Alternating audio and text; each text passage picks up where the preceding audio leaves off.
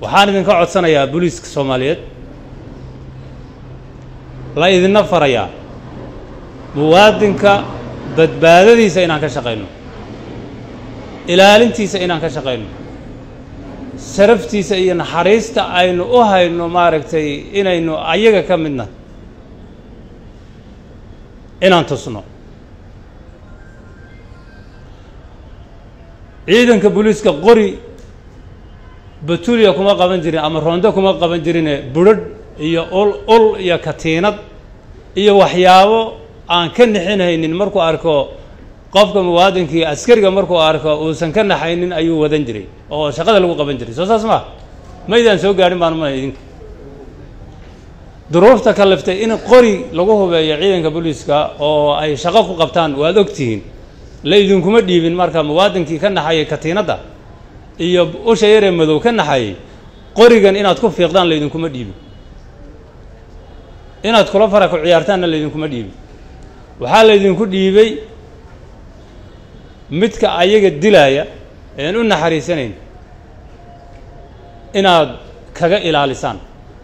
idinkuna aad cadowga iskaga ilaalisaan oo naftiina maaragtay ku badbaadisaan warkaasi waa cadi Soomaa waxaan ka shaqeyn doonaa inaan si kasta oo ku yareyn karno oo kula dagaalami karno wax keeri kara inuu askarigu xabad ku dhufto muwaadin Soomaaliyeed inaan ka hortagno la dagaalano waxa kale oo aan ka shaqeynaynaa askariga xabad ku dhufto muwaadin Soomaaliyeed oo dila inuusan ciidanka booliiskana ka mid sii ahaanin maxkamadana waxaan ka codsanaynaa markaan gaarsiino ayaduna waajibaadkeeda inay ka qabsato meesii daran la aaday la aado soo warcad ma inta waxa dheer askarigu markuu falkaas oo ku dhacayo waxaan filayaa inuusan inta badan kaligiis ahayn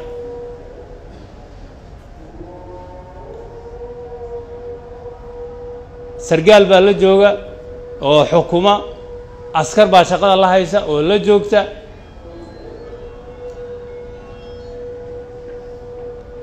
damiir inaynu u yeelano oo u lahaano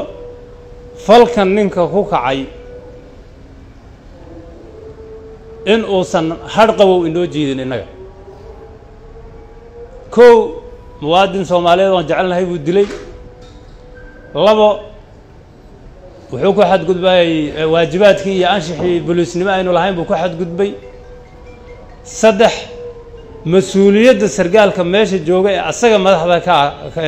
u ah ayuu ku xadgudub ku sameeyay waxaa laga rabaa marka sargaalka ama askariga u dhow markaas ee la joogo ama luka jabi ama isku duub meesha rabta la aad ninkaas hadduu baxsado mas'uuliyaddeeda adaa qaaday warkaas waa cadi Soomaa hebel iyo hebel baa la socday oo bajaajka way ugu soo orday xabad baan bash ka siiyay oo wuu cararay cid laga aqbalayay ma jirto hadday hore u dhici jirteen hadda ma dhacayso kaamana xiniyo badna adigu ku dilay walaalkaabu dilay uu kugu xadgudbay qabo yoosan ka baxsan hadduu ka baxsado waan la socday oo iga baxsaday lagaama yeelay warkaas oo soo warcad ma taliyaha ninka meesha ka saraakiisha fadhiyada xukunta ama sargaalka soo diray askariga soo diray shaqada uu soo diray ama shaqadaba ku jiray marka goobta joogo mas'uuliyadda asaga qaaday warkaas soo warcad ma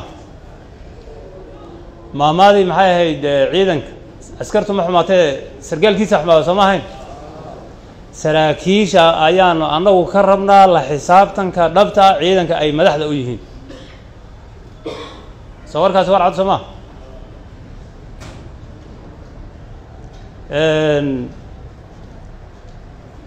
marka uu madaxa xabadda kaga dhufanayo waxaa ooga fudud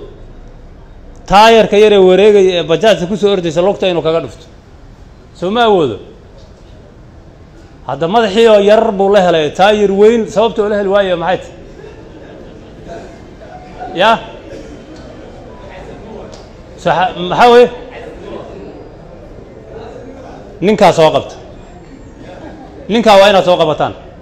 yuusan baxsanin ninka taayirka intuu ka leexday madaxa tooganaya ninkaasi yuusan idinka mid noqonin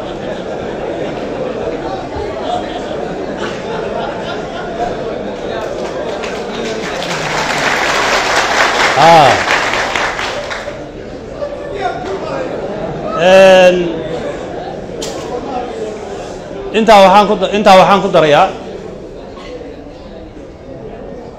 wacyigelintan iyo kulankan saaka la idinku yeedhay codsaday maxkamadda ciidamada qalabka sidana aan ka codsaday inay nagala soo qayb galaan waa wacyigelin waayo waxaynu iska wacyigelinaynaana waxa weye waxaa laga yaabaa intiinan meesha fadhiyo kala duwan baad ka timaadeen waxaa laga yaabaa waxaynu ka hadlayno inay fadhiyadaas qaybo badan oo ka mida inay ka dhaceen si baa loo soo xallin jiray oo loola soo macaamili jiray markay dhacaan taliskeennu wuxuu go'aansaday sidii loola dhaqmi jiray awal si ka bedela inaynu hadda oola macaamilo warkaasi waa cad yahay soo maa maxkamadda ciidamada qalabka sidana waxaan ka codsanaynaa oon ka codsaday in ay ciidanka booliiska soomaaliyeed ciidamada qalabka sida gaar ahaan ciidanka booliiska soomaaliyeed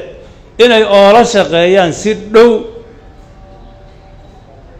codsiyada ama kiisaska aanu geynaynayna ay ooga jawaabaan sida maaragtay ugu macquulsan ee qofka kiiskiisu uu yahay